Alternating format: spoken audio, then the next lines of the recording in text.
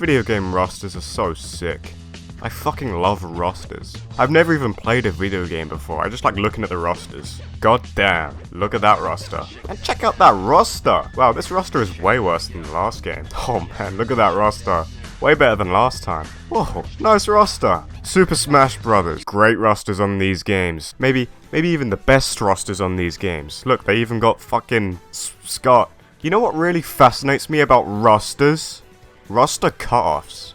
Characters that were considered for the game, but eventually removed from the roster due to any number of reasons. Legal issues, tangled copyrights, lack of development time. It's such a fascinating and oft talked about subject when discussing rosters! There's so many examples of these kind of cuts. Like, did you know that Wario was the next character Sakurai would have added in Melee? You know, after Toad and Sonic and Tails. That's why he was one of the first characters unveiled for Brawl. Speaking of Brawl, I'm sure we're all aware of the Forbidden 7 by now. Roy, Mewtwo, Dr. Mario, Dixie Kong, Plus One Minun, Toon Zelda and Tetra all canned in favour of Lucario. Kamek in Mario Kart 64, this one's a real heartbreaker. What could have been? Fuck you, Donkey Kong. Cloud Strife in Soul Calibur 2. Now that would have been badass. Marvel vs. Capcom, loads of cut characters in these games, like Top Man and Batman. Although apparently for 3, the character who made it furthest in development before getting cut was Doc Ock from Spider-Man. Gino in Brawl, Gino in Smash 4, Gino in Ultimate, Gino in NBA, Gino in Fortnite. And let us never forget the fact that we missed out on Ryu, Ken and Goku being in KOF 98. For those of you about to type a bunch of comments about how I'm wrong about the last one, that's what we in the industry call a joke. To be honest, I've barely even scratched the surface of this. There's so many interesting examples of half-finished characters being hidden in the game files, or rumours of deals between companies falling through. Just makes it all the more special when a seemingly impossible collaboration actually happens, like when they got Simon Belmont and Tony Hawk. Oh, I got off track. So, does King of Fighters have any actual unused characters? Well, of course there's always concept art and the like, but even then, most concept art evolves into characters actually making it into the game. And there's always going to be roster cuts in a long-running series like this, but we're looking specifically for characters who had work on them but still didn't make it into the finished release. There's a few examples here and there, specifically at the beginning of the series with characters like Billy and Big Bear being planned for King of Fighters 94. With the introduction of a certain KOF game, we'd see some extreme budgetary issues and unforgiving roster slim down. But first, let's talk about Rugal Bernstein.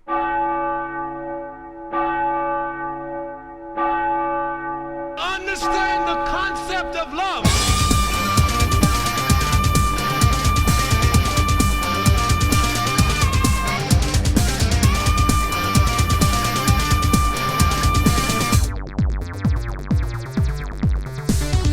Throw Geese Howard and Wolfgang Krauser into a blender and turn that shit up to 11.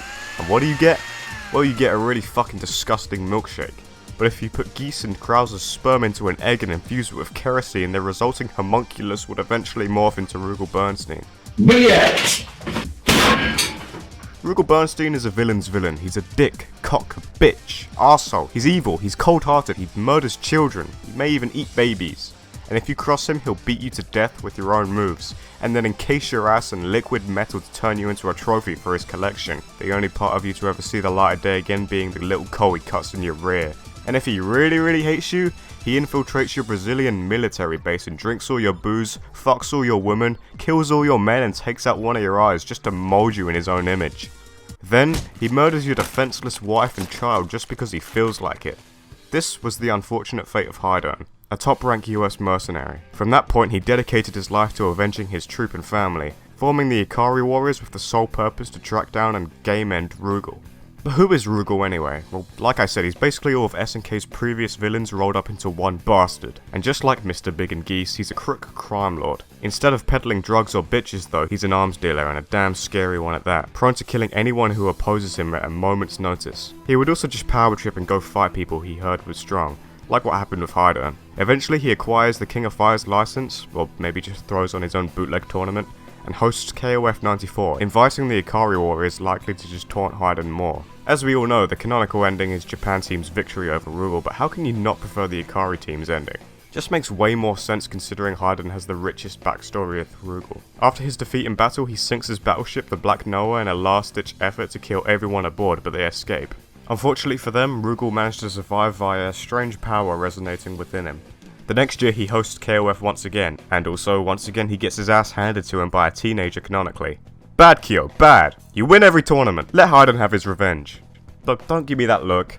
In a grueling final battle, Rugal ends up succumbing to the dark power inside of him after he tries to tap into more of it upon defeat. It ends up being too much for his body to handle, leading to him disintegrating, finally putting an end to Rugal Bernstein.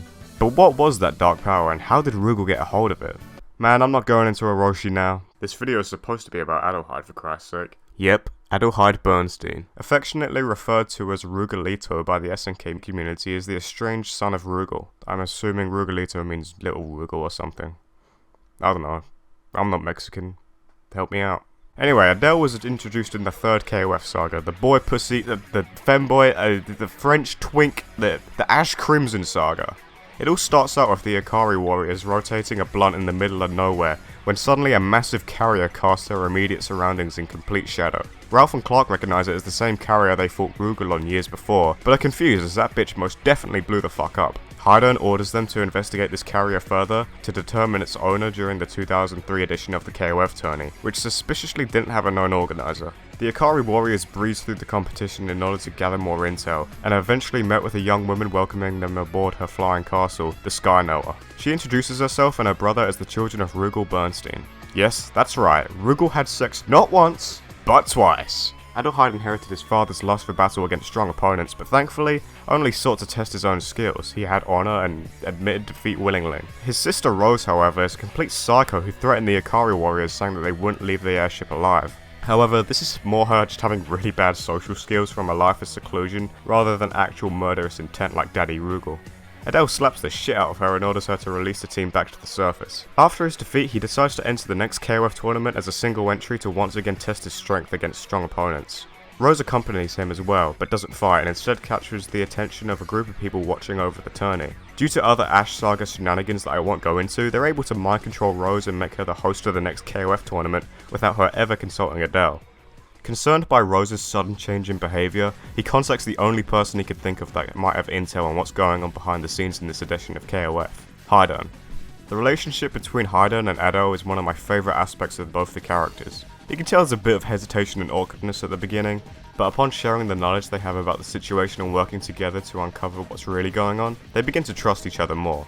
I won't really go into detail about the actual elements of the story because, well, I don't even really 100% understand what is going on in the Ash Saga, but it's okay. Neither did the developers. So, with Adele being an integral key player in the story of King of Fighters 13, let's see him in action. I mean, he is playable, right? He's an important character in this one, right? And he was in the last KOF, so surely they'd bring him back over... Oh. God damn, Hua Zhai was higher priority than Rugalito. This is the kind of Fatal Fury bias that KOF 15 is sorely lacking. No, but seriously, where's Adele? Where's Hayden? Mary? Seth? Vanessa? Well, remember at the start of the video when I was talking about a certain KOF game absolutely slaughtering a bunch of planned characters? This is the one. And why? Well, isn't it obvious? Look at the sprite glow up. KOF 13 was expensive to make. The developers cited one character's sheet taking 6.5 months to make, and they still managed to cram 31 of them in. It was such a costly process that it almost killed the company. Again, with such an insane amount of time and money going into just one character on the roster, there was obviously going to be characters they didn't have enough time to finish. But how do we determine who they are? Well, take a look at these KOF 13 trading cards. I'm not really sure what they were for. I mean, trading, but I don't know where they come from. Doesn't matter. They're just cool to look at. I mean, check out this one of K-Dash's team. Wait, that's Whip. Whip isn't in KOF 13, but check it out, she has a sprite. There's tons of examples of this, and I was really fascinated going through them when I first found out about these. It really gives us an idea of how many characters we potentially could have seen if SNK had more development time. Look, there's Hayden, Shingo, Orochi, Ignis, Oswald, Botan and Mukai, Geese, motherfucking Howard. There's even a card showing Raiden's Big Bear persona from Fatal Fury 2. And here he is, star of the show, Adelheid on his own card. So, were all these characters planned to be playable? Not necessarily. Were some of them planned to be playable? Absolutely. But how do I know that out of all of them, Adele was the one who was closest to being in the actual game? After all, Geese has 2 different sprites in these cards, so surely he had more work done, right? Well, Adele has something over all of these characters who appear in the cards, and that is the fact that there's also unfinished character selects and win portrait sketches of Adele done by Ogura. Rose and Adelheid were even featured on these little deformed chibi cards as well. And they're the only characters that aren't playable or bosses that have... Oh god. Jesus. Man, you can really tell he just barely didn't make the cut.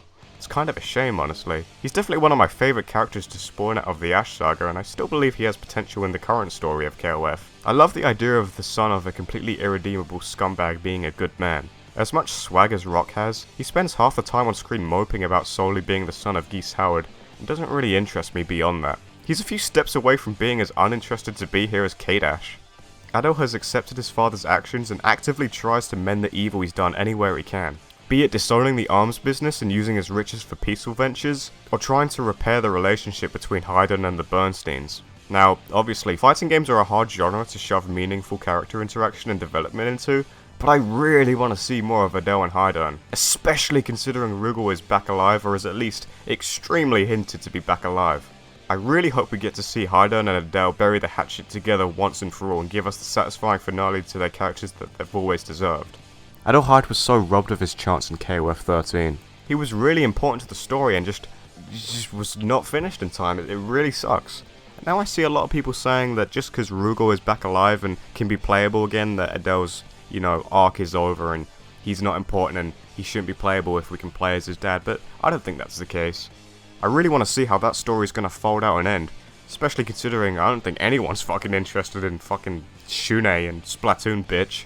And it's not really like we're seeing anything interesting between Rock and Geese anytime soon, so, stick in Adel. And also, where's Jeff Bogard? You teased him! In KOF XIV you teased him, where is he?